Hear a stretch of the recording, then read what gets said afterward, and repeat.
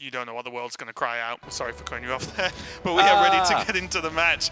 We've got Glory versus blitzchung coming right up for you guys. And it's going to be a cool one, mainly because blitzchung has taken I would say a different approach, not for him, but different in general, of just having the more aggressive rogue and then the aggro shaman, which you talked a lot about yesterday. Yeah, this is kind of, if we remember back to how Conquest functioned in last year's system, a lot of the time it was the creativity in the lineup came in the form of the fourth deck, because a lot of the time, with the way it works out in Hearthstone, 2 or 3 very strong decks is generally where you end up on in terms of an agreed metagame. It was the fourth deck that was really difficult to build your lineup and build it out perfectly, because at least in the old best of 5 format, your weakest deck was often what made or broke, would make or break your lineup. It doesn't really work in the past tense. Would make or break your lineup in terms of how it was lining up against your opponents. Best of 3 is a little bit different, but I still think for blitzchung, that slant that he's got, that aggressive slant with the aggro face shaman,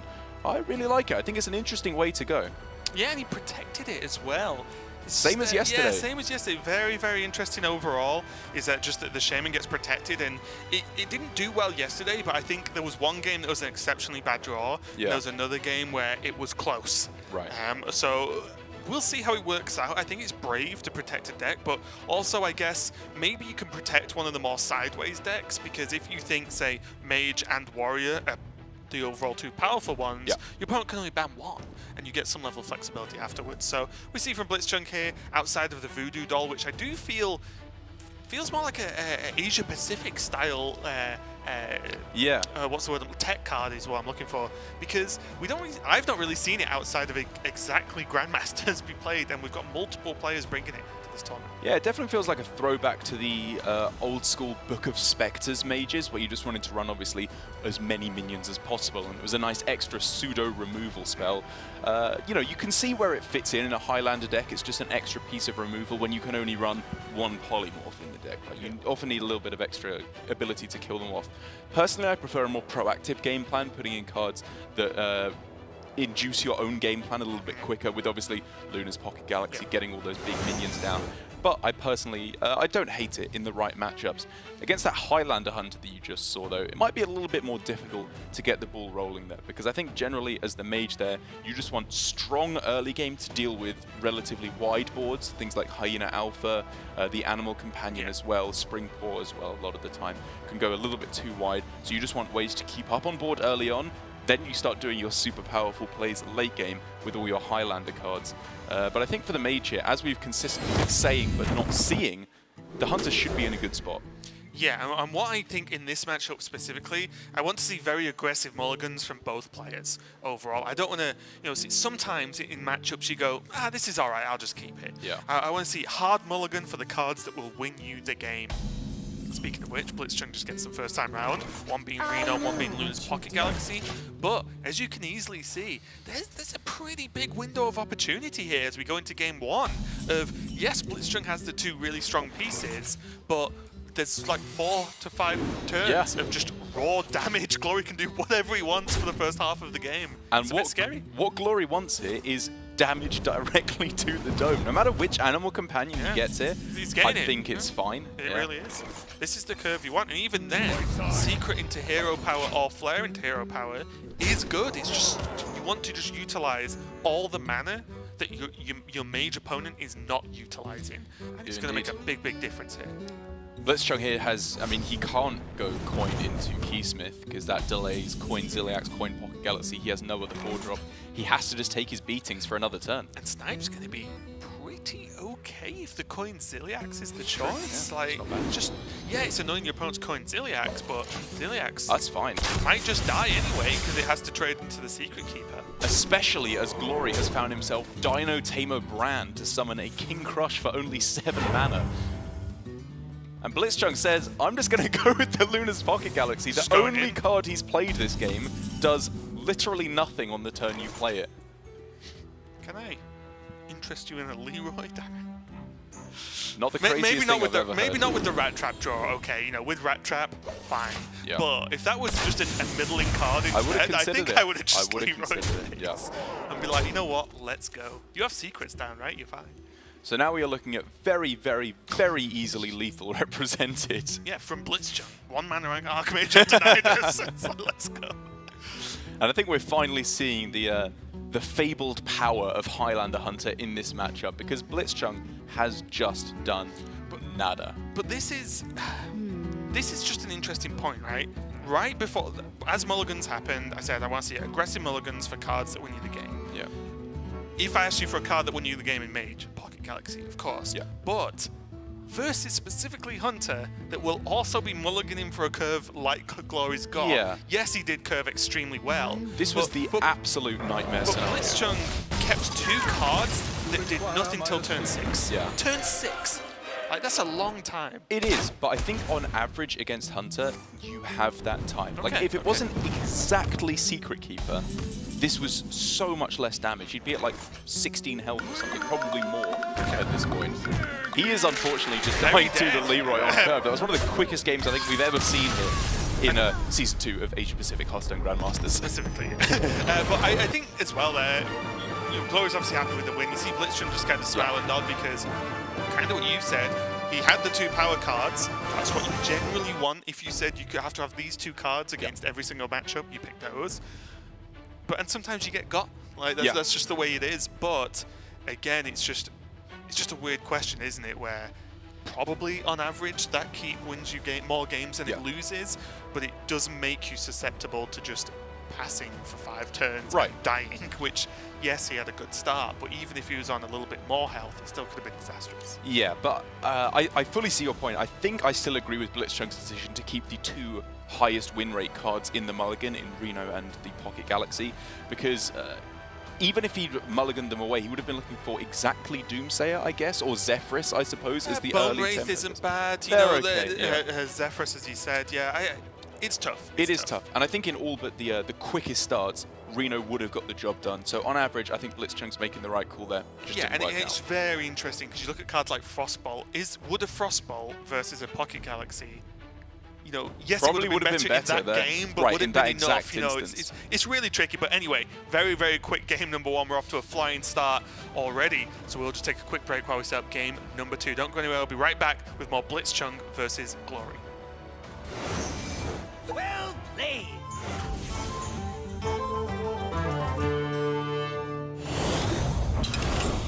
What's up, Hearthstone fans? It's TJ Sanders. Welcome to another episode of Well Played. If you've watched competitive Hearthstone in the past, chances are you've heard the casters say something like this.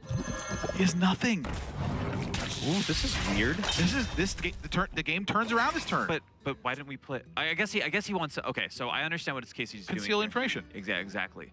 At first glance, what you do and don't know in a game of Hearthstone appears to be pretty straightforward. Both players can see everything that happens on the board, and when you see your opponent's class, you can get a good idea of what cards they might have in deck. Information is everything in the Tavern. The most valuable information? What's in your opponent's hand. And yet, players of all levels can be prone to certain bad habits that unnecessarily give away that precious info. I will hunt you. I will hunt you down. Bad habit number 1, hovering. Whenever you mouse over a card in hand, your opponent can see this as a red outline around the card. Say it's turn 3, you have no minions on board, and your hunter opponent keeps hovering over 2 cards before they settle on playing Animal Companion. To my side. Their only other good on-curve play is Master's Call. Based on the hovering, you can get a good idea of where the Master's Call would be in hand. Bad habit number 2, pointing. Whenever you target minions on board with effects from hand, your opponent will see a red arrow indicating your intended target, even if you don't end up casting the card. For example, you see the red arrow as your rogue opponent uses a card from the far left to target their own evil miscreant before they end turn. They just gave you 2 bits of information. 1, they have a card in hand that targets minions, and 2, it's likely to be Shadow Step because you're playing against Rogue. Generally, bad habits like these can be avoided by planning out your entire turn in advance. Try not to hover over or point with any cards until you know the entire sequence of actions for that turn. Bad habit number 3, playing the wrong copy of a card. Though this is usually a habit born of forgetfulness, it's something that top players should try to optimize. The meta these days is rife with cards that generate other cards. Every once in a while, especially when you can discover, you end up with additional copies of cards you already run in your deck. Cards like these tend to be more valuable because your opponent can rarely account for them. When I play Cyclone Mage or Tempo Rogue, I often find myself asking, wait, which one of these started in my deck again? Unlike the history bar, where generated cards played are labeled with created by, nothing in your hand has such a label. If you're forgetful like me, here's a pro tip. Use golden cards. A golden Shimmerfly would also produce a golden Deadly Shot. And when you run into a memory block, all you need to remember is, save the shiny one. Bad habits can be hard to break, but if you consciously remind yourself of these simple solutions, you'll be reading hands like a grandmaster in no time.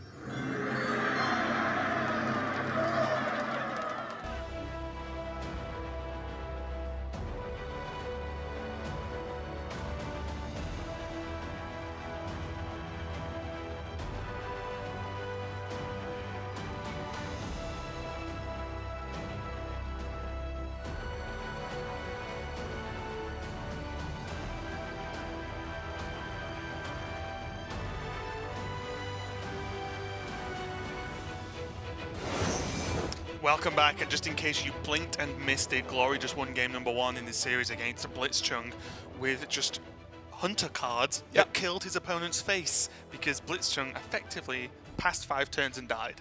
Yeah, it's kind of crazy. I think that was one of the arguments for why you would play non-Highlander version, more so than why you would play Highlander version, because if you could do that every time, or at least more consistently, it would look pretty strong. You know, obviously then you don't have the upside of the Highlander cards, but that's an argument for another time. As with the Hunter out of the way for Glory, we're done with Hunters for this series. He just has to win one game with either Mage or his Warrior. Seems like he's gone with his Warrior, which seems like a decent shot. It's going to line up, I think, very well against the Shaman. Against the Mage, a little bit closer, and he would have to take a Warrior Mirror otherwise. So actually, the Warrior, I think, is not necessarily the most obvious pick. When he had the Mage, he could also have gone for. Yeah, but I guess the Mage would have had to line up into the Shaman. Yeah. And it's why it's a very interesting shield from blitzchung. He's shielded Shaman, and he's not planned on playing it yet. He could be out of the series, and he's not played a shielded deck once, which feels strange. But because he has that Shaman shielded and ready to go, it means that he threatens the Mage with it, which means he's forced into this, like, what you'd expect, either a Mage into Warrior or the Warrior Mirror. And I think I like the overall way it's played out for blitzchung, but it feels weird to see what's happened in terms of a shield class that isn't going to be played yet. I agree, it's worked out pretty well for him. Taking a look at his Mage deck that he has in order to queue into the Warrior from Glory, I think it's a little bit light for what you'd like against an anti-Warrior version of the deck. Again, we're not seeing Barista Lynchin, which is being run in most of the other lists I've seen. Not running the some of the other top-end cards as well. Just a little bit light overall, I think, compared to what you'd like. Yeah, I think for me, outside of the Barista, I think it's okay. It's running Puzzle Box. It's got it's got Siamat, it's got Archmage Antonidas, it's got Alexstrasza, Caligos, Mountain Giant, Tortola, and the Power of Creation. So just a little bit light. Yeah, I think outside of just exactly Barista, I think anything on top of Barista, you're being a bit silly. Fair enough. You know, if you're expecting to, if you face any aggro deck, you've really gone off the deep end. Overall, though, throws away the Reno and keeps Arcane Intellect and the Pocket Galaxy, which is going to be interesting to me now, because usually you want Pocket Galaxy into Arcane Intellect. Yes. So it's just a question again. Is blitzchung going to potentially end up passing a lot of turns, waiting on the Arcane Intellect to get the insane value from post-Luna's Pocket Galaxy? If that isn't the plan, and blitzchung also threw away Reno, Warrior can do this sort of thing, where it just gets you anyway. So it just interests me that the Reno was thrown with the plan to kind of hang around till turn 5 and not do much. Yeah, I think it's very possible that he is just going to play the Arcane Intellect after the Luna's Pocket Galaxy. That's the way I would like to see it sequenced, because against Warrior, generally you can afford to be a little bit greedy. What I would also have liked, however, was to have seen the Reno being kept. Yeah, that's my question. I would have liked the play of Galaxy on 5 and then very possibly Reno on 6. And then just Intellect, because then Exactly. you might get 3 1 costs, and that's just the way it is. It's not like Warrior does nothing the whole game. That's what I mean. Like, this is... I think it's not ridiculous to assume that they do spend their mana on turns 1, 2, and 3, which is exactly what Glory is going to do. Yeah, Full mana Glory expenditure, running 1, 2, and 3 3. 1-drops, 2 2-drops in the form of the double flunky. Yeah. The Snip Snap, 1 Omega Devastator, 2 Restless Mummies, of course, a Spellbreaker which can just be played on curve in this matchup. You know, there's a lot of stuff, and the second they do that, and you cannot answer it, look at all this damage Blitzchung is taking, and I just don't, unless this is exactly Bone Wraith, which it isn't, look.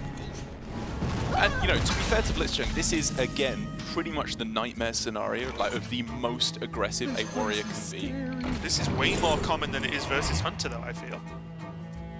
I don't know if way more is strictly fair. Like, in terms of the 1-drops, yes, like, exactly 1-drop, but then the curve from that point on, like, there's only 2 2-drops for the warrior, whereas the Hunter, like, Zephyr I guess I just mean the secrets might do nothing. Yes, you know what that's I mean? very Like, a lot of the secrets don't do anything proactive. Yeah, I agree. But here, Glory is just going for the throat with the Iron Fur Grizzly quite appropriately. And just saying, you know what, if you can't clear this off, you are going to die. Funnily enough, and unfortunate for Blitzchung, 4 of his big minions are already drawn, which means, you know, he already isn't getting these as 1-drops, which is very, very unfortunate, because even any of these as a 1-drop would be very impactful in the game right now. And he's still got some pretty good draws. Obviously, Tortolan Pilgrim would be fantastic. Caligos. Not Polly. Not Polly. But he probably wanted to play cards anyway, unless he drew something truly ridiculous. Silencio. Wait, Glory 3, now 6, 7, 8. able to just go with Spellbreaker. Yeah, he's pushing very quickly for lethal. And Flame Strike does not cut the mustard either. But it kind of does. What it means, it doesn't clear the board. Weirdly enough, if he'd gone for Super Collider last turn and, crazy it sounds, swung face with it, he'd be even closer to lethal. He'd be down to 3 this turn, which I guess is not enough of a break. But he wouldn't have had Iron Fur, would he? Well, last turn he just Hero Power passed instead of right. Yeah, instead of playing the Super Collider, which I was a little bit surprised by, I've got to be honest. But Probably just wanting to stack up for that shield slams, right? Sure. Just trying to get the armor in case, because post Luna, you're probably just thinking, okay, I might need to shield slam something here. And yeah, you don't just want to play weapon into Ooze directly, but I think even then, turn 6 if they're playing Ooze, you're probably pretty happy. So I was just like, war game lethal. Well, Faithful Loom is not far off at all. With the swing of the Super Collider as well, this is 1 off. I do think I like Dynamatic instead. Yeah. I agree. Do you? Well, if you put them down to 1, I'm he's just head thinking back. about Conjurers. Can Conjurers ever really mess you up? Well, yeah, you could get double Cartoon Defender, right, or something like that. That's just what I don't know. So I really don't know. I'm just throwing my pen on the floor now. That's long gone now. I'm not getting that. Glory hands together in silent prayer, saying, this has to be my chance. He's got the absolute dream warrior curve. And Blitzchung is almost in danger of not just passing and dying to a hunter, but to a warrior. Frostball. Frostbolt's big. That And keeps him Reno. alive. Absolute minimum. And I guess you'd rather go for that instead of Conjurer's Calling. Yeah. I think clear the board. Frostbolt the face. You do not die. I Next turn there's Siamat as well, which can create taunt. Sorry. Next turn is Alex Straza. What am I talking about? That's actually sick. The game's just opened up. What can Glory have to deal 1? Anything? I'm not saying. I mean, he's not drawn it, but I don't think there's there's anything in the deck, is there? I don't think there Unless is. he It would be discovered a Goblin Bomber, or, you know. Omega Assembly into Spring Rocket. It's Yeah, like that's the very, very slim now, chances of lethal. my question is, Derek, is the game just reset? I think Blitzchung could swing his way back in here. And the thing is, if Glory had equipped the Super Collider on 5, He would have won. he would have won the game. Because he did not, He apart Hero from Power armor, passed. he gained nothing else Yes. of progression into the game, Yeah. right? And obviously, And look at Glory. He must have heard Alex Straza, yeah, there you go. It almost looked like his head had been replaced by like 2 By fingers just there. prayer. Yeah. And yeah, this is definitely not what Glory wanted to see.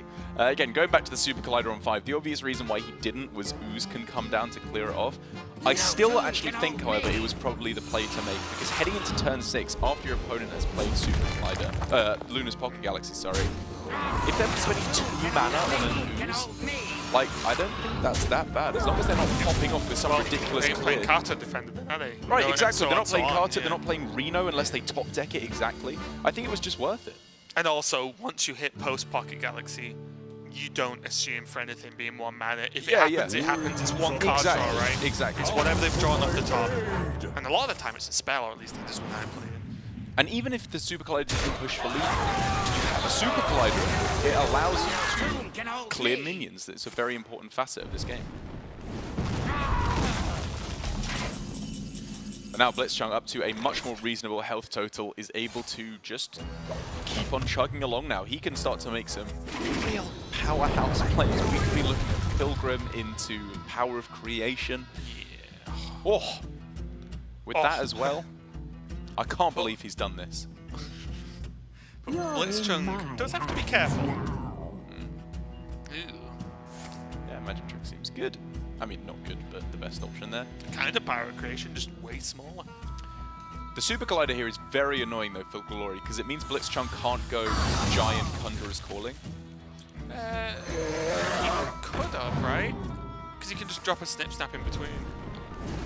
Thinking Okay, about I the guess mana? so, yeah, I guess so. You know, it's only 1 mana, right? You just drop that in the middle and it creates a weird Not after he situation. played the Tortolan. After he played the Tortolan, it was exact mana to go Giant Conjurers. But if it had been the first thing on the turn, yes. But then he has to play a 1 mana Snip Snap for no Echo value, which is like, Versus, yeah, the Versus payoff this. versus the Super Yeah. Collider and versus this outcome. I think it's close. Also, if you played that card on the left in the Battle Quest Shaman, Oh, what, the Pit Crocolisk? I have not. Deal 10. I've seen for 10 Admirable mana. has, and it's pretty juicy. No one expects the no one expects the Pyroblast from The Shaman. double chomp. Yeah.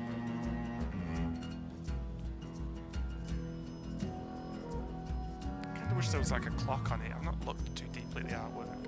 Oh, what, like in Hook. Captain Hook? Have you seen that film? I've seen... How many versions are there? Because I've seen the original animation. I saw... It's the one with Is that the live action one? There's 2 Robin, live action ones. Robin Williams? yeah, Robin, he's Oh, in it. right.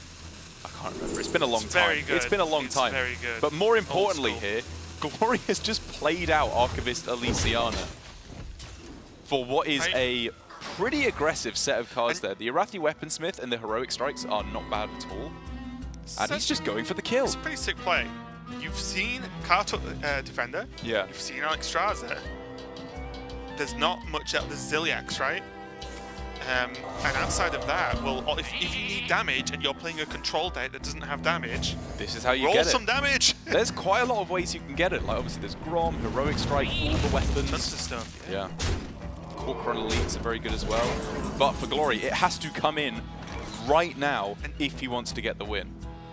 And one problem that he has as well is that because he's now swapped his deck out, he does not have a card that can easily play Grand. Because he doesn't have Warpath, which is the main one. So he can't just clear a board and forget about it anymore. So he does have to be a little bit more controlled with his play and not just die on the backswing to Blitzchung. But now he has put the Armageddon down, and it has buffed that card to Defender as well. Is that just lethal? If he goes Conjurer's Calling on the Armageddon and then pushes 7 and 6 and a I ping? don't think it is, right? Don't- Because he can't do it all, can he? Yeah, it's not lethal this turn. 7 and 6. No, sorry, yeah, it would have been up to 4. He just conceded anyway because he knows. There's nothing in the deck that can save him. Yeah, if you can't kill that Archmage Antonidas, he does just die. So That was such a lightning fast turnaround at the start with the Warrior curving out 1 damage off of a lethal. Glory has to be kicking himself there, thinking of ways, how could I have got that 1 extra point of damage through?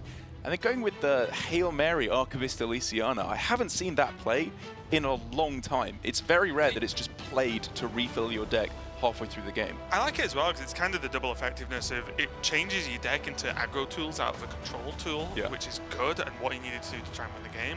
Also, it's a 7/7, right? You know, it's a very expensive 7/7, but it is a big body on the board that blitzchung can't just leave, unless he freezes it, of course, because it will kill him as well. That's kind of an aggressive tool, you know, after the fact anyway. So it's it was pretty cool play, and although Glory stomped game 1 and looked like he was going to stomp game 2, I still feel a bit sorry for him because that was extremely close, and it was literally Alex Straza that saved him. That saved blitzchung, I mean, and it was perfect into turn 9.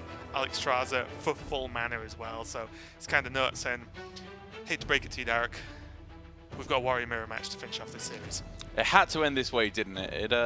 I think it makes sense for blitzchung to go for the Warrior, in all honesty. And, well, I guess for both of these players, because for Glory, he either gets a Warrior Mirror or a good matchup against the Shaman, whereas if he goes for the Mage, he gets either a bad matchup against the Shaman or like a decent matchup against the Warrior. I think both of these players are probably doing the right thing, but it does mean we got a Warrior Mirror on our hands, which isn't necessarily a bad thing. You know, I'm being a bit down on it. We have seen some very, very cool Warrior Mirrors, I think, here in Grandmasters Season 2 so far, with a lot of very, very complicated late-game decision-making processes. And as long as it doesn't come down to, as it so often is claimed to do, as long as it doesn't come down to who gets Dr. Boom first, I think it can be a very good game. Yeah, I'm on for a 1-card difference across both decks. What is it? It is -1 Omega Devastator for Glory, +1 Spellbreaker. And I think that is going to hurt him more than it will help him, because Omega Devastators in the late game just end up being king. All of the fancy things Warrior can do late game, boom, everything on top of that. But really, for me, Omega Devastator swings the game so hard and so consistently that the more of those you get, or the more good payout ones you actually get in the game, the massively higher chance you've got of actually winning. I fully agree. I think that Spellbreaker gets a bit better now that we have the introduction of Megadillo, which buffs up some of these cards. But obviously, if you could just blast it out of existence with a Devastator instead of silencing it, you'd probably rather do that. Yeah, exactly. And now there's the Town Crier ready to be played, and I don't mind it actually. Personally, I like playing stuff. I'm no Control Warrior Mirror expert, because I just have neither the time nor patience to become one. But I think I generally like having stuff on board, although we've seen some players that are way better than me play this matchup in a very slow fashion. Yeah, I think I like pacing out a little bit slower here, because there's very little that you would play on turn 3 that would stop you from just going 1-drop hero power. So it means it's effectively just gaining 2 armor in this instance, especially as there's a reasonable expectation that you face Flunky on turn 2 anyway, in which case it's not really doing much of anything anyway. Yeah, I guess I have a fairly steady mental block into Bomb Warrior territory, where there's always something to play on curve. Yes, you know? exactly. It feels a lot better, obviously, in Bomb Warrior. The Alex, but the yeah, snip a little snap, bit the slower, goblins. yeah. I would definitely agree with that play in Bomb Warrior. But for the moment here, it's definitely just going to be a game of just tit for tat, going along evenly, I think, in the early game. We won't see anything like we saw last game, obviously, against the Mage, with a perfect curving out to 1 damage off lethal. And I think it's just going to be going that way, relatively even, until we hit the power curve of Dr. Boom for blitzchung. Yeah, and one thing to keep an eye on as well for blitzchung is that he does have Coin and Dr. Boom, so he can really accelerate the game plan overall, and maybe take advantage of that 1 turn quicker. Are you personally a fan of that, Derek? Just, if you can, you always coin it out, or do you just value the coin a little bit higher in a slower matchup like this? I think a lot of the time that coin Dr. Boom is the way to go, as long as you don't have anything more pressing. But for example, the way this matchup has been played a lot has been to go with tempo a lot of the time. So I think if we saw an Armegadillo picked up for blitzchung before turn 6 or on turn 6, I would be very, very unsurprised to see him go Armegadillo coin 2 Morden into 2 Morden to try and pressure out the game. Because Dr. Boom obviously does nothing for immediate tempo. You just want to get the value of the rush. Right? Exactly. A bit lackluster in terms of discovers. Outcry double this minion's health. That's pretty good with our Mega Dillo, right? If it's a 3-3 that starts off as turns to a 5 mana 5/10, Yeah. that's pretty nuts. Yeah, and maybe blitzchung didn't really go mean, too it's- deep in the tank there. It's relatively poor outside of that, because otherwise it would be a 5 mana 3/6, in which case you'd rather take the Taz Dingo, I think. Funnily enough, it just died to Dynomatic. That was a 3/6, even though it's a bit more expensive. Yeah, good point. It's only small things, but in the mirror match, Dynomatic targets are like things you have to keep a track of, Yeah. because when you can get actual value from that card, it's Definitely. actually pretty sick. And I think for blitzchung at the moment, though, having a cheaper option, even just by 1 mana, is a pretty big benefit, because he's got a very full hand, a very high value hand, and he wants to make room for the assembly. Oh, and the Moshog Enforcer is another card we've already had experience with getting buffed by the Armagadillo, which is just an absolute terror. It's already got the health, it gets even more, but then the downside of the card, which is the low attack, very quickly is negated, because 4 attack is That's just fine. Yeah, chunking away every turn, you're very happy with that. This is the new Pachunky. Oh.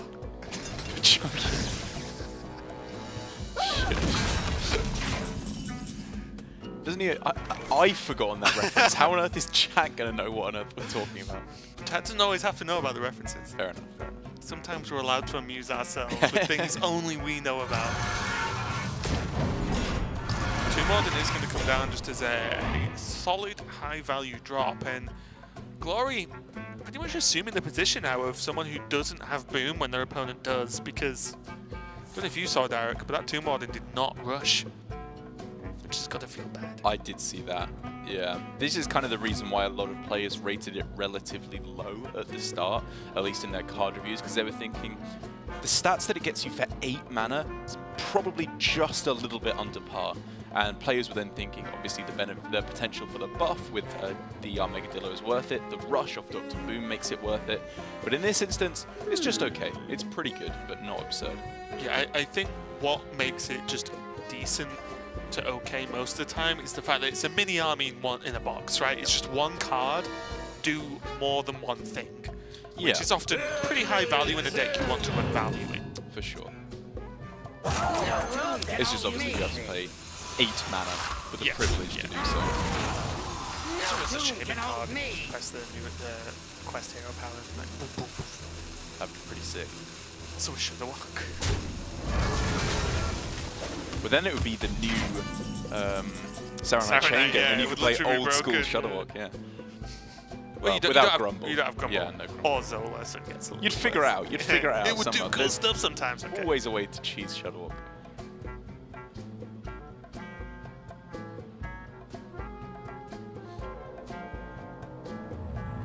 It just gets a little bit dicey, doesn't it? Because I feel like there's nothing Glory's got that feels good this turn.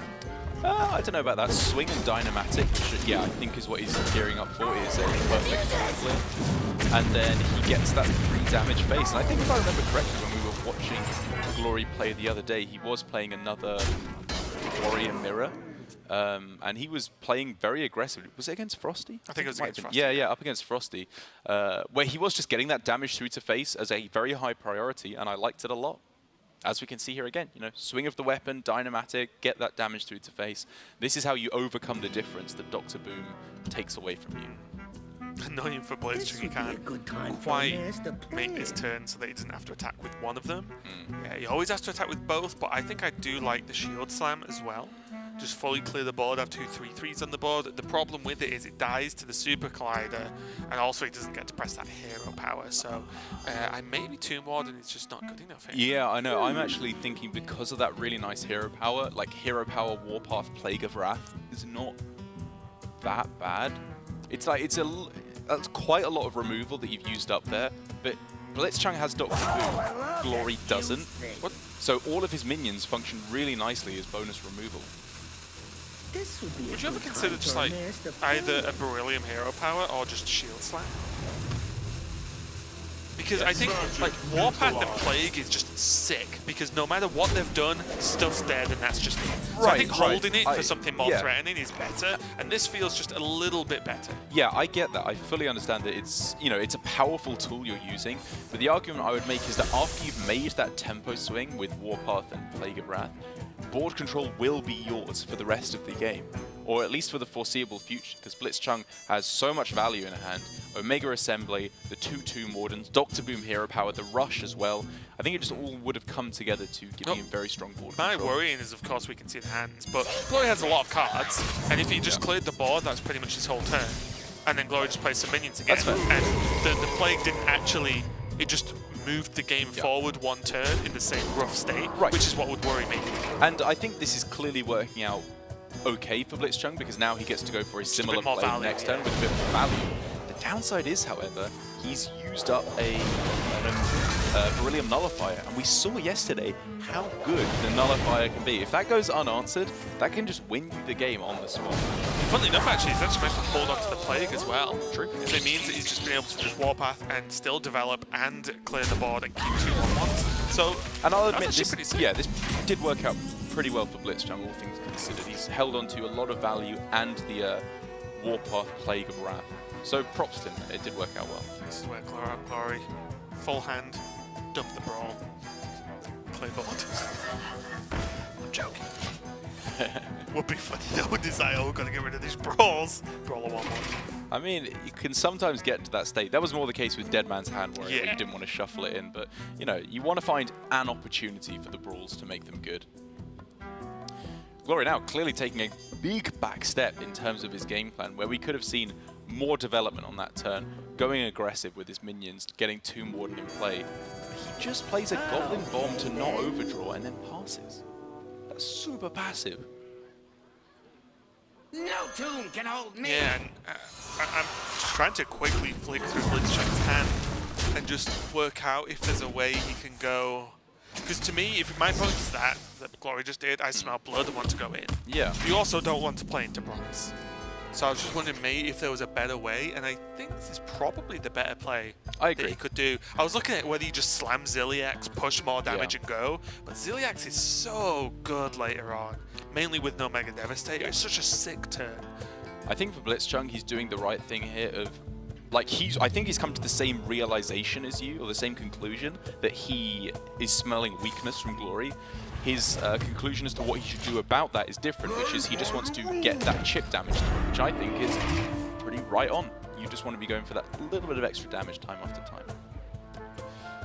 Oh, I'd actually forgotten that Moshog, of course, was a 214. I thought it was a 212 for some reason. That thing is so beefy. And you can just shields. Oh? Is not shield slamming this? I guess he just deems it not even worthy. Mean, it's not a threat, but it's still a minion on the board, right? Like, that one trade shield slam. I guess his follow-up after that's kind of weak. This would be a good time for a master plan. If he shield slams, then he can't play Tomb Warden. You'd maybe have to Ziliax.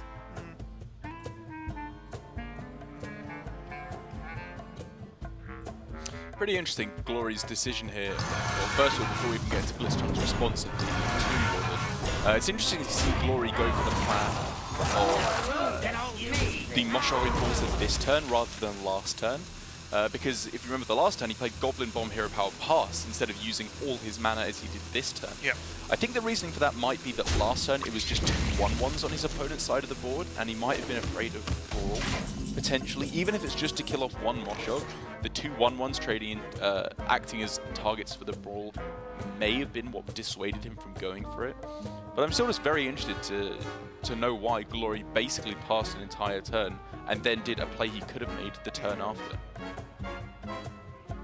I guess hand size as well, like he has to play a card each turn now, at the very least, unless he wants to overdraw. Which he just cannot do with Boom. Exactly.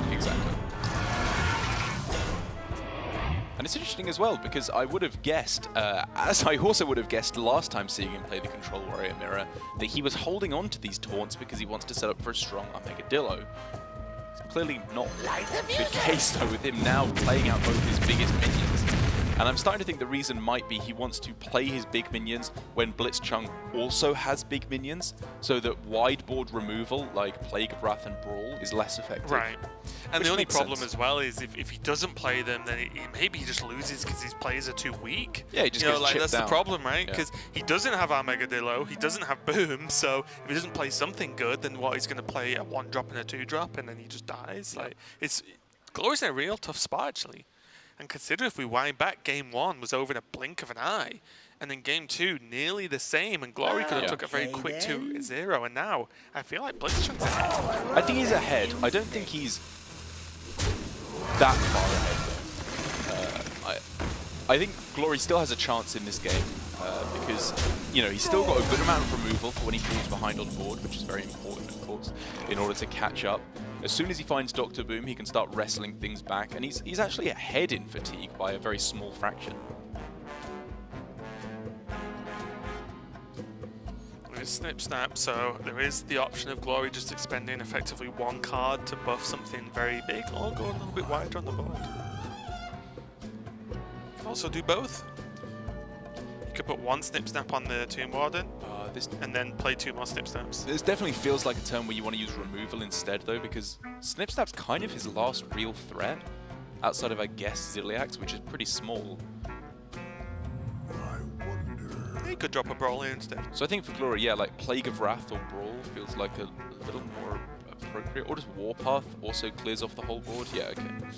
I just like using some kind of removal here, because again, Glory has a hand full of removal. What he doesn't have is a hand full of threats.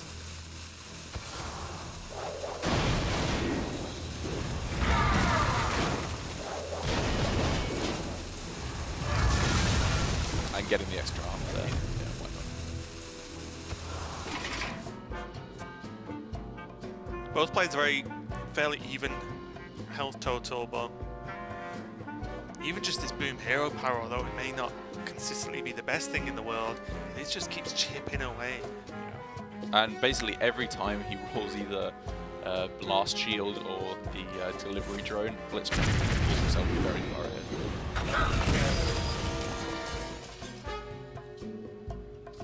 Light the fuses! And so for the moment, keeping his hand size down a little bit so that he can make room for card draw. That as well, of course, in the delivery drone and the Omega Assembly when he gets time.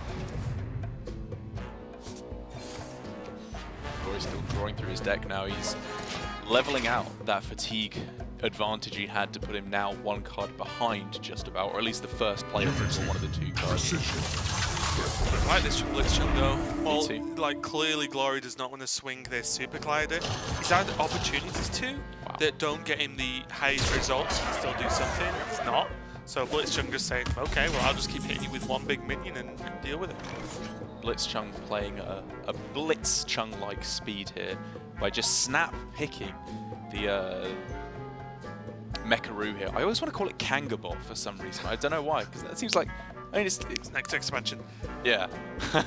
Yeah, sorry, leaking the information. Going with the Mecharoo there, I think is good because he clearly has to just get rid of some cards in his hand to make room for these Omega Devastators, Omega Assemblies, sorry. And this is the best way to do so. And it's also just a 1/1, which starts chipping away. It's not insignificant. Yep. I think it's mainly he just needs to empty his hand as well. The Omega Assemblies, like you said, are just pretty key in just being able to actually, not so much that, of course, their value, but you need to be able to play them and have space in your actual hand. So getting those Omega Assemblies, having enough space is going to be a big deal here, but another slow turn from Glory. Just played the Town Crier and blitzchung just keeps hitting him for 6. What if he just goes all in on this Snip Snap? I mean, it's not even that all in, right? I think Can't say all in, I mean like use the whole turn on right, Snip Snap. I should agree, say, yeah. Whereas for Glory, going all in, I'm doing quotation marks here on the Snip Snap, was pretty all in because he didn't have any other threats left after that. Blitzchung still has 2 Omega Assemblies and a Tomb Warden and the Dr. Boom hero power. We're going to just keep chugging away And just turn the after turn. Elysiana, which is going to get refill later anyway. Face, face, face. This is great priorities. And also, may I say, classic Blitzchung. He loves going face more than anything else. Also, funnily enough, the Super Glider does not clear, or anything really. Yes. It's pretty funny, isn't it? The Super attack Collider Plague of Wrath? Doesn't have another Warpath. I guess. Right, sets up for Brawl next turn. Doesn't Yeah. it? Fills the board with 1/1s, which you're okay with. How does Super Glider Restless Mummy is not great. I think playing is fine. Because the Still- board's full of that's- 1/1s. Still leaves a board full of 1/1s though. Like he really, really, Oh, right, really, but really then wants you can, Warpath then you can just here. Brawl next turn. That's not good Warpath. You can't always get what you want. Glory here, I guess, using the slight information to his advantage that he knows that there's no Spellbreaker in Blitzchung's list, which is, again, you know, the one difference we talked about, which would be pretty good here, actually. Although I'm sure Glory would have played differently had he known there was a Spellbreaker. Either way, it's a very, very easy to win with Blitzchung. And also, in kind of a blessing, a way to get rid of some of his cards. You can just go for a Warpath here. It's true. Fine. It looks like he might be going for a Lysiana, though. Oh, no. I thought he'd hovered over That would have been for a second. nuts. That would have been exciting. I mean, if he's going aggressive, that's not the most ridiculous thing, but I agree. I prefer holding on to the fatigue capabilities. Bottom 6, Dr. Boom now for Glory, which stings quite badly. I think he's done a good job of trying to stay even. It was only really in the last 2 or 3 turns that he started losing his health total. Up Yeah. until then, it was very, very even, which I was definitely impressed by. Yeah, and I think this just has to happen now, doesn't it? This swing is going to take more damage, but he just has to. He's just dead otherwise. I think it was a really nice time as well from blitzchung to go all in with that silhouette. It turned out to be very, very difficult to answer. This is going to be a whole lot of healing. Which is obviously what Glory needed to try to pull this one back. But blitzchung definitely not derived advances to it. Wow, another Tomb Warden being found. The pressure does not stop anytime soon.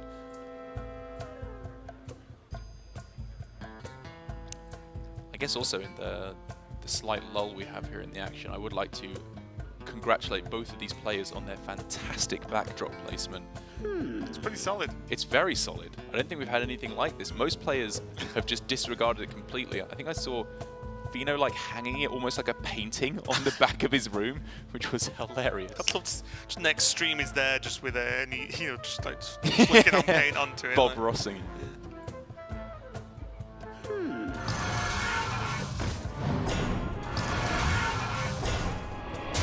I think with blitzchung, it's very reasonable to go for the Tomb Warden. The one thing that always hovers in the back of my mind here for why you would not go for the Tomb Warden is to try and save it for the Armegadillo. I think it could become a trap though. Yes, I think, you can be you too know, greedy. Oh, okay, I I'm agree. holding on to this, and this for our Megadillo, and it's like, well, you don't end up doing anything all game. And if you don't draw it, then it's a problem. He already does have a 2-1 in hand as well, so it's not like he's completely out of taunts to get some buffs. He did give effectively 20 life to Glory though, with a double trade as opposed to a shield slam, just so that he could, well, save the shield slam, I suppose, but also get in that hero power. I think it's an interesting trade, not necessarily one I agree with. I think as long as he keeps hold of the board, it's not the end of the world. It's not, but I think that that was a pretty good use for it. I don't know, like missing that hero power of Blast Shield is very, very bad, so I can fully understand what he's doing. I'm on the fence on that one. Especially as I think for blitzchung, I want to see him start expending some of his cards more quickly, because he needs to get these assemblies down at some point, right? I was going to say, I wonder, was that ever just the Elysiana turn? Or is it too much just the hero power? Because you do play a 7/7. Probably, yeah. Like, well, I mean, here he can go for the hero power, but then he's overdrawing a card. that's what I mean, whereas if Yeah. we just slammed Elysiana, he's going down to 4 cards in deck anyway. He's got plenty of value. I was Do on you just want to play a 7/7, reset your deck into aggro tools? Like, He just passes over the hero power. see, now I definitely think you should have played Elysiana. You think you should have... How good of a turn is that? The board's empty on your opponent's side, doesn't have boom. You're getting rid of 4 cards in your deck, though, and it's not the fact that those cards are good, it's the fact that that's 4 more draws that it puts you ahead in fatigue. But if you never let Glory play Elysiana, then you're ahead in fatigue. Yes. Is the way I would view Right. it, because you never let them in a position where it's okay. Right. But I don't think he feels he has that liberty quite yet. He doesn't have that assurance, and I think that's reasonable to say, because if you remember, you know, Glory has run out of minions for the most part this game. He hasn't run out of removal. He's still got Plague of Wrath, a Brawl. He can put up a decent threat. Yeah, I guess it's all just the way you'd play it out, because even worst case, I would see Elysiana from blitzchung, then Glory, Elysiana Shield Slams, Yeah. then blitzchung Omega Devastators, and play something else, and then Glory's always the one behind in that instance. But then I guess it depends on what the Elysianas give.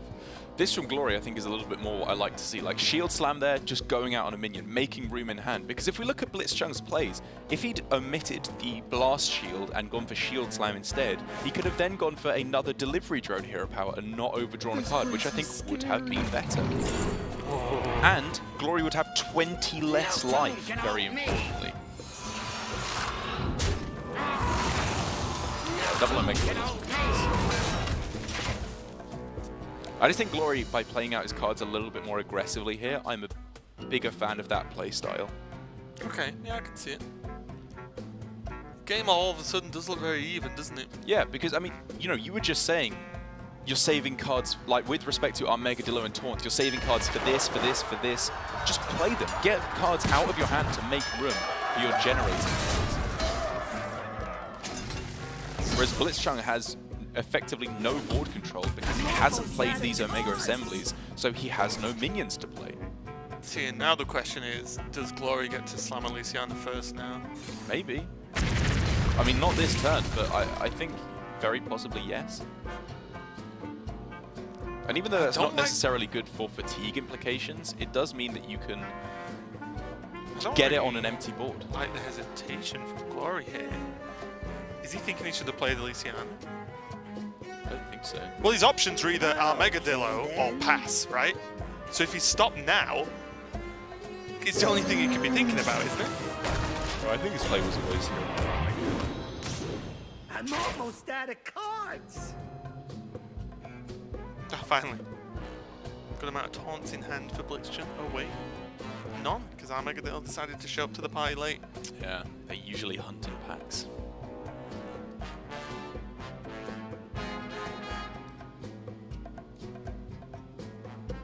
This would be a good time for a master plan.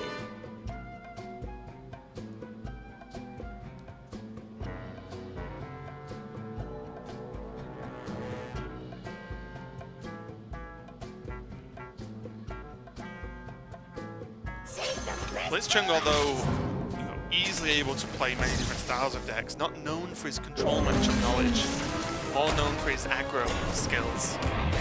And I wonder if that's coming into it a little bit. Strong, foot forward there for blitzchung. Last card being Tomb Warden does, I guess, explain why Glory was a little bit hesitant to go with the Armageddillo. Maybe he wanted to save it for that one play. extra final buff, which I think if it's, one card later is a lot more valid to consider. But now for Glory, you were talking about that perfect time to get Elysiana down. blitzchung may have put enough pressure on board to make it difficult for Glory to find that time, because he has no more Shield Slam, so Elysiana Shield Slam is not a play. And maybe I put too much stock in just earlier Elysianas, but I feel like if you always pressured, it feels like most of the time you are if your opponent's any good, Yeah. then you really should take any opportunity that doesn't, I'm not talking about Elysiana on 15 cards or something, but 3 cards, 4 cards, I think it's not that bad if you get a clean Elysiana down. This was a tough pick from Glory there, but between the Safeguard and the Eternium Rover, I think like the Eternium Rover is the one he wanted to pick, but the Safeguard is the one he felt he should pick, because he wants to get rid of cards in his hand, but Armageddillo could got the double buff there, which would have been pretty nice.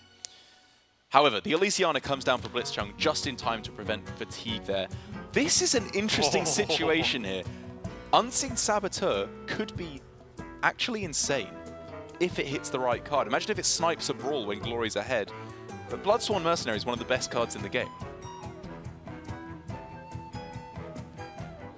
Sulphraze, I like that a lot.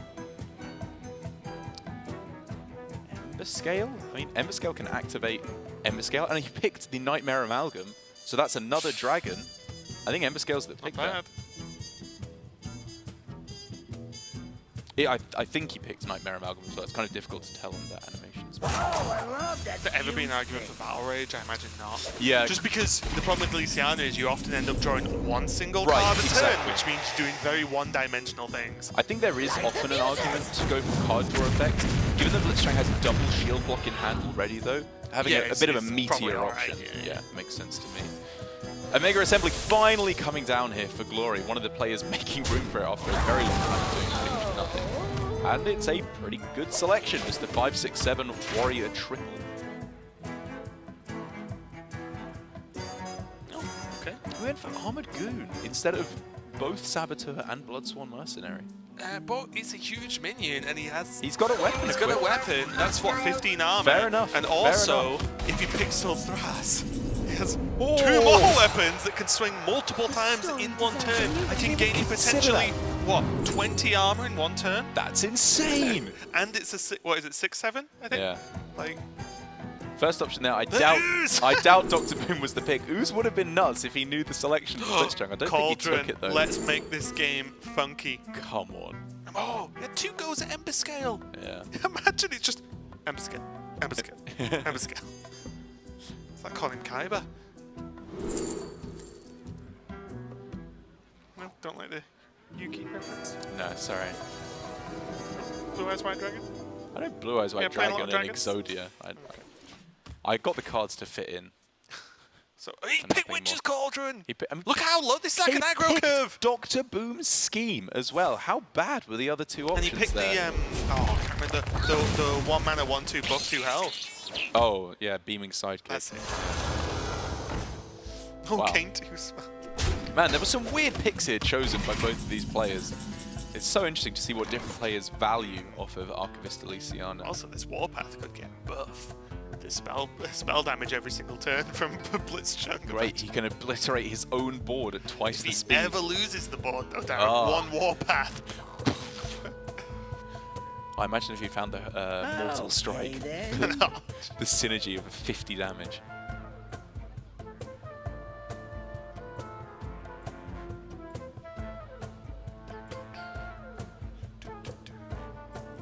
Is this ever worth a brawl? Because this... This is scary. The Rover is Yeah, the Rover's really unfun bad. to play against. Yeah, I think I like this. Because all you just want are those not the 1/1s to survive. No, the other way. You want the not the 1/1s to survive. Yeah. I got mixed up halfway through my sentence then. Never. No, wait. Always want the one wants to survive. Never don't not want the 1/1 to survive. Okay, there's the amalgam. It does get rush, of course. It does count as a mech. Yeah. As well as everything else under the sun. Good training for this week's Tavern Brawl, I suppose. For these shows. Everything's The less popular original script for The Incredibles. We're like, oh, its first draft isn't good. It doesn't make any sense. The amalgams. We really got to rework this title. Yeah, you know, let's make it a superhero film instead. Nightmare Amalgam just walk up upset 'cause it's been sacked. You're no longer on the starring role. It does kind of look like the robot that he killed, doesn't it? Oh, yeah, it does a little bit, yeah. The only thing powerful enough to destroy itself is an Omegadilla with a laser beam strapped to its back. A hilariously statted one as well. Blitzchung here with the ability to kill it off relatively easily with all the mechs that he's got rolling around. I imagine he's going to want to try and get the Omega Assembly, the second one, active as soon as possible to try and find something like, of course, Omega Devastator to take it out nice and easily. At the moment, he's just taking advantage of the Eternium Rover. Oh, sorry, of the Security Rover, which, hey, why not? Get your advantage in while you can. This generates a huge board. Yeah, and this looks weird to like, oh, he's damaging his own minion. It's like, yeah, Look but how much he's gains generating. a rush minion every single insane. time he presses this. It's just like a machine gun style effect. I thought you were going to do a Ghostlight Angler reference Oh, again. no. It's like a Ghostlight Angler, but not. It is kind of like a ghost light 2 angler. mana summon a thing Yeah. with Echo. Where it's like a conveyor belt where these poor security bots are born and then must instantly die.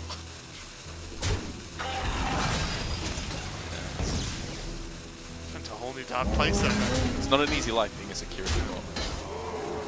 But this is a pretty reasonable board here from blitzchung, which means the onus is on Glory to make something happen, and what a combo. Oh, Cauldron the hero power. Oh, that's sick. Let's He can then play fill up some his hand and Shaman card. overdraw. Amazing. So how does he actually clear up this know. board? Definitely hero power. In It's real too good to life skip. world. Doesn't even do that much though. This security rover has been a nightmare. He just plays his own security rover and he's like, the only thing that can beat it is itself. Apparently so. You can even silence the other one, but I guess the damage has been done at this point. Yeah, it's negligible, isn't it?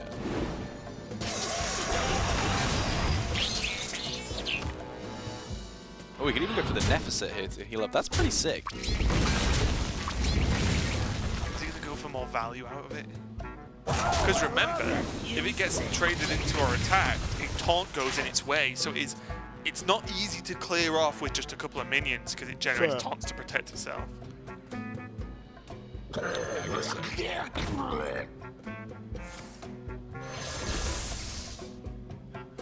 Say the magic word. God, imagine if Hearthstone was like Dr. Boom's effect. Just every card had rush. Yeah. That's just the game. You play a minion, it rushes. There's no sort of one-turn fatigue. They ever done a tablet board like that? Where I don't really play that. Time for that with the Eternal Caster ladder. yeah, it would be a very, very different game indeed. I think Glory wishes this was a bit of a different game too, 'cause it's definitely on the back foot, I feel. Oh, does he ever go for the Pinata to go for the... Deathwing. Yeah, just, you know, the dream out. I mean, you could get Zephyrus, right? That's true. Could also get Elise in. Fill his hand again. You could get Nat Pagel. Plenty of different options. I don't even know what's better to silence. True.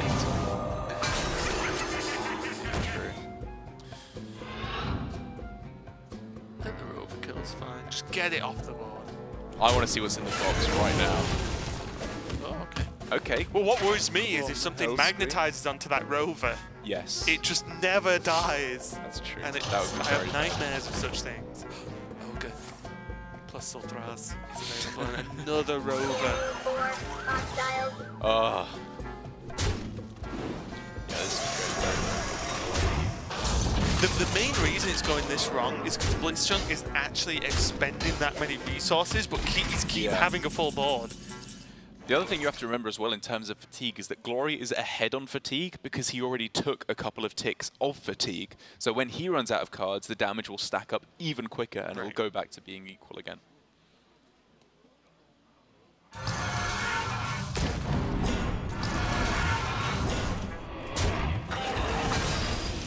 Nice ritualist card. Very nice ritualist.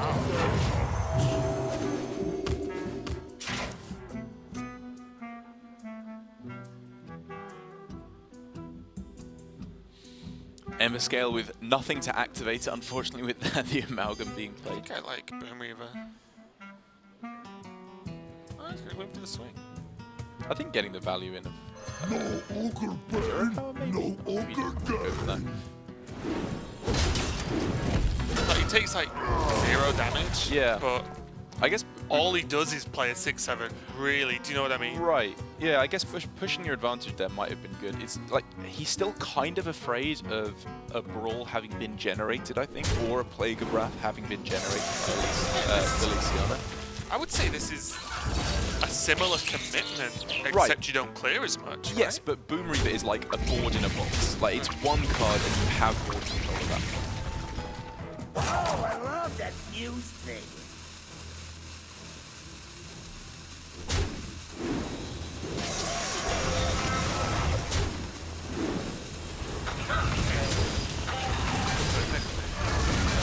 Zephyrus would be Oddly proud. soothing. More armor! Woo! That's what we want in this game. Dr. Boom's scheme was clearly to just put on a plaster. Oh, sorry, a band-aid. Light the fuses!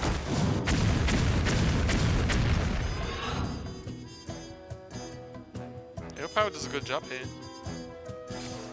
Hero Power's Cauldron does an even better job here. Oh yeah. It even leaves a 1-1 in the middle to protect from the weapon. Oh. Feels good. He's considering it. Why not? I mean, it's potential overdraw, but I want to see some, I want to see Stormbringer be activated. I see that Lava Burst face 20 times. Why not? Oh. Okay. No? Not the worst. Bad, actually. Not the worst. There's some pretty big stinkers Yeah. in the pool of Shaman spells. I'd take those.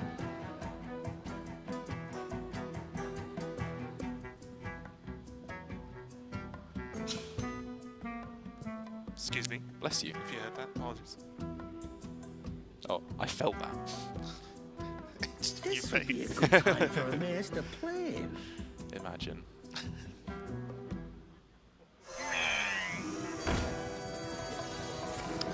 I don't really know what blitzchung's hoping for here. It's like, I don't...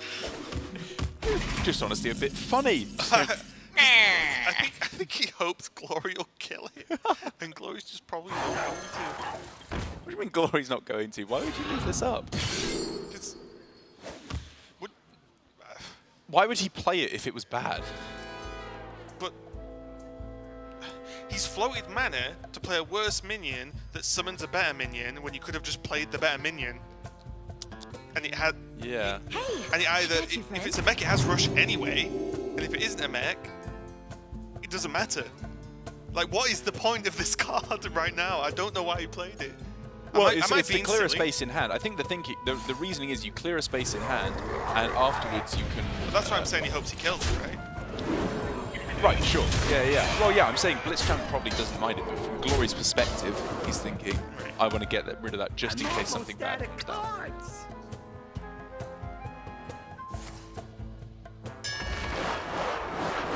And sorry, the thinking was he wants to not play a big minion, but keep a space in his hand so that he can set up for a brawl, which I think is pretty smart, because if they're just going card for card, and the brawl stays in hand the entire time, things go wrong. Uh-oh. Fork Lightning and Lightning Storm are decidedly worse, I would say. They could have some utility, Lightning Storm to swing the board back in his favour. You have Fault Lightning 1 minion now as well. So. True.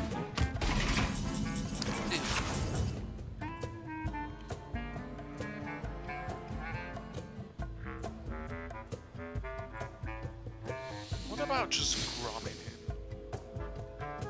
It doesn't get damage. It doesn't like die to the hit of the weapon because of the cauldron. This would be a good time for So a it's master quite. plan. I feel like it's hard to kill for blitzchung. It is hard to get rid of, that's true. And what else did he do in this turn? He kind of wants to get mech in play so that he can magnetize the beryllium onto it. He's just letting this cauldron just never die. He's just gonna keep bumping his health. It's like, And while we were chuckling at these Dr. Boom schemes, Hey, it could actually become pretty sick as the It's a game lot of goes on. armor. Yeah, even if if they're gaining like 10 each. And they're all, bear in mind they're only 4 mana, so you can double cast them out your hand pretty easily. They're not the most expensive thing to worry about. These cards are so bad though. The fact you have to keep in your hand for 9 turns and it's like still worse than Branching Paths was is insane. I guess Branching Paths is pretty insane. Despair. Destruction. Pretty unfortunate Boom Reaper there, and definitely a reason for him to have gone through it previously. We've got another Ember Scale Drake. Yeah, maybe. Yeah, I guess you're probably right. Actually, would have just been a bit higher value. Missed out on some potential there. But man, I still just want to see Sulthraze into Armored Goon. That's so sick, that combo.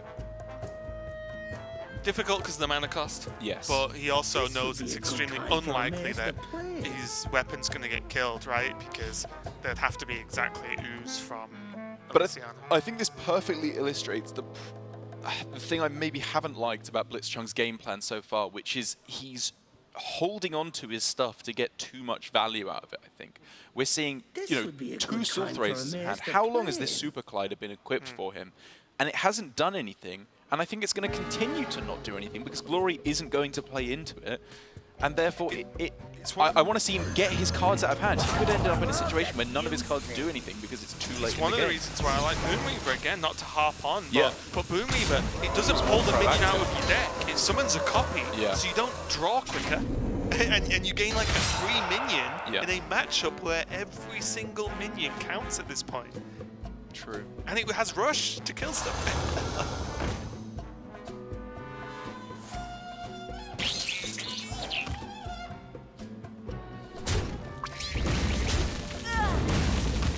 Right down to the nitty-gritty end of the game now. Elysiana's gone, shuffling ended.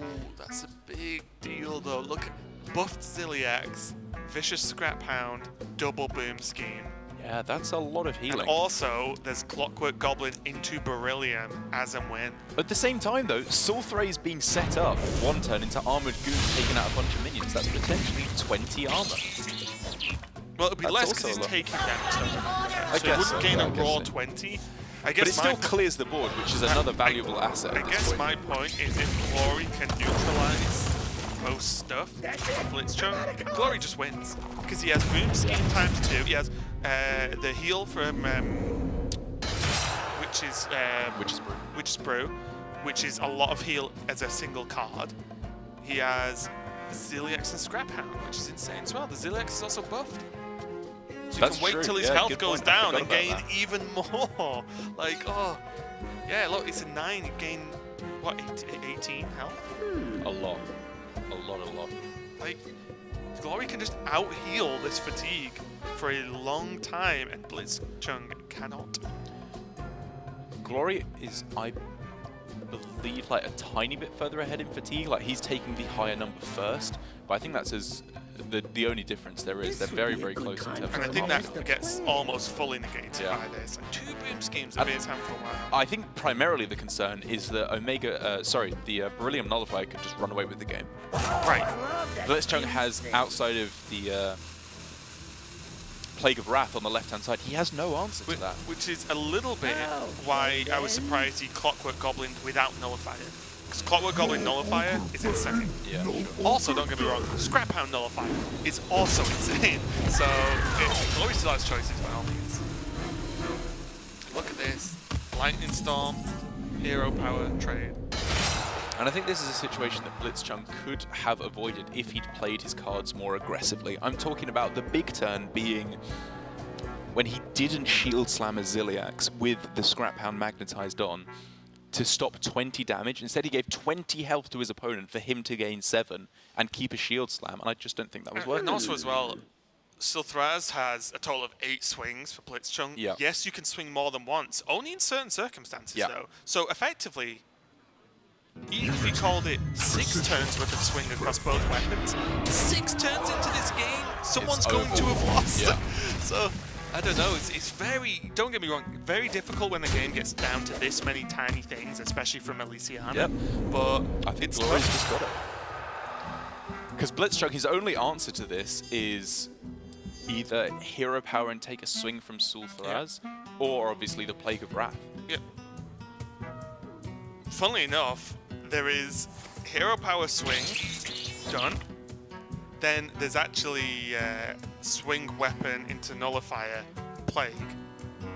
And it's all down to who's got what left. Pretty much, yeah, it does just Because cancel out. Glory can't heal, and Blitzchung has minions, Yeah. and some armor gain. Those But 2 Ember Glory Scale has Drakes may be a- enough to get But there. Glory has a lot of armor gain. It does. That's so close. We might be going all the way down to Hero Powers, Derek.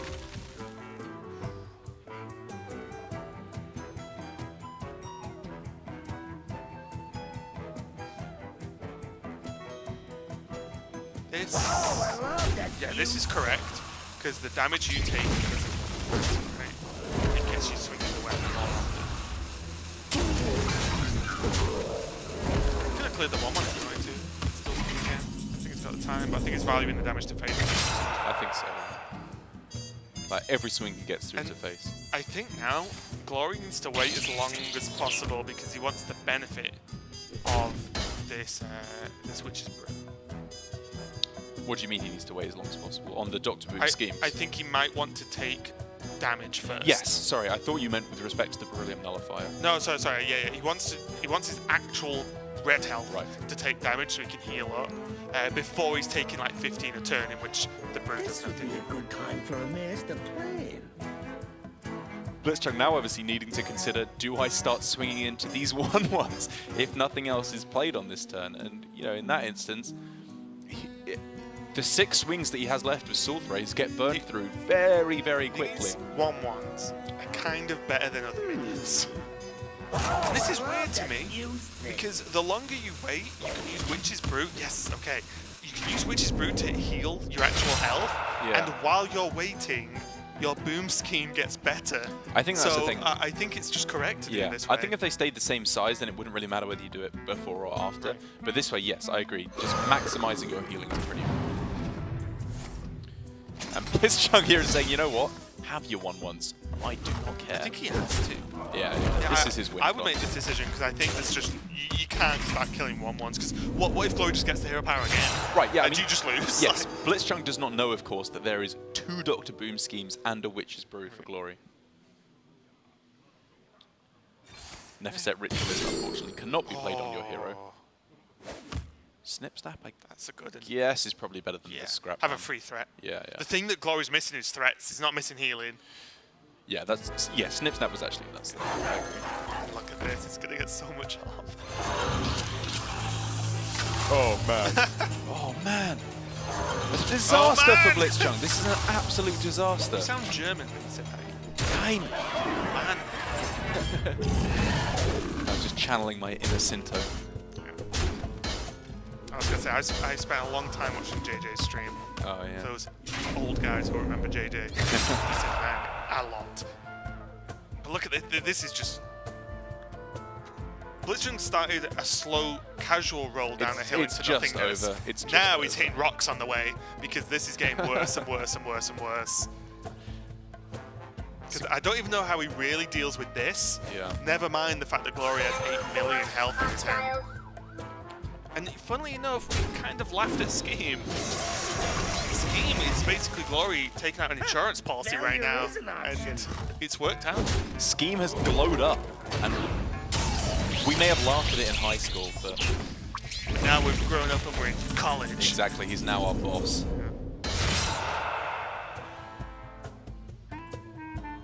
Rover's a great pickup, but good enough.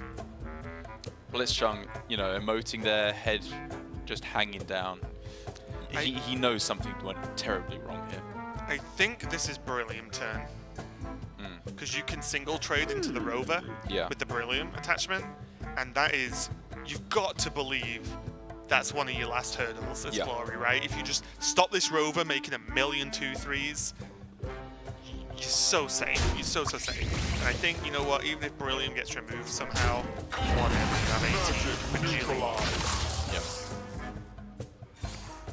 Chuck it in now. That means that he's playing the Witch's Brew now for maybe not full value, because his next few turns can only really be Dr. Boom's scheme, which means he ain't. I guess this he's is gaining fine. armor, Yeah. right? So he's not going to take the damage from that. And it's just Blitzchung's just dead. very much game anyway. Yeah. He can trade into one of the 1-1s, trade in the security bot, into the Beryllium Nullifier, Plague of Wrath, but then that kills off his own guy as well, which is disastrous. And I guess as well, Glory will know what's in hand for Blitzchung. Blitzchung hand will be face up for Glory right now, which means he attacked face because this Rover can only attack once and generate 1 taunt, which Glory can almost certainly deal with, and then so the face damage does actually end up being more. I felt naturally I would want to kill Rover in 1 swing, but if you realise that there's no way to duplicate at this point in the game, good choice from Glory.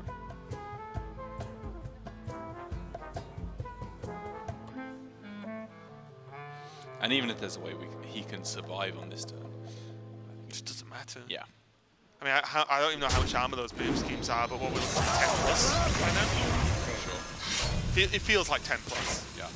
At least on one of them, which is more than enough armor. Taunt in the way to try and protect him. But, Okay. Lightning Storm to clear this off, and then base is, I think, not actually quite lethal. No, I kind of want to see just double boom scheme hero power, because I feel like that is lethal. Why not? Yeah. Effectively, I feel like blitzchung will concede. Yeah, 14 and 10 it was. Wow. Look at blitzchung.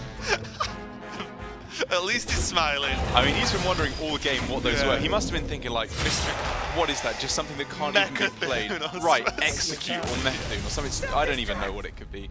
He throws it down, and Glory, you can see what this means to him. Such a grueling game, and he was so far behind for such a long time. Dr. Boom, bottom 5 cards of his deck, and he still managed to pull it together right at the end. And honestly as well, even if you take everything that happened in-game but out of the game, Glory nearly ended the series in 5 minutes. Yeah, He he nearly did. 2-0'd the He series did. in like 5 minutes total game time. Yeah. And then lost the second game, and then felt like he was losing the third game. That must feel terrible to say you just destroyed your opponent game 1, you pretty much destroyed your opponent game 2, but they got away with it, and then you might let it slip and just lose the series, get a loss on the board in your first week of GM, which is not what you're after. So congratulations to Glory. It must have felt a bit dicey. It was a hard-fought win in the end, and very interesting choices from both players. But I feel like Glory had overall, I'd say that the more long-term handle on the game. I agree, and I think this has got to be really good for Glory's self-confidence as a player, because at the end of the last season, sorry, in Grandmasters Season 1, he was making some pretty big blunders, I think it's fair to say, in his series. You know, a lot of plays that didn't really make a lot of sense, technical Some straight-up misplays. mistakes. Exactly, Yeah. you know, just mistakes, roping, things like that, which affects your mindset as a player. You start thinking, maybe I'm not as good as these other guys, maybe I don't deserve my spot here, or at least I would at least. I'm fairly self-critical, but I think it does start to affect your mindset. Plays like this, however, games like this, really start to build up your self-confidence again, and I think we'll definitely be seeing very good things from Glory throughout this season. We will, but there's plenty more players to see some good things from as well, as we're moving on to our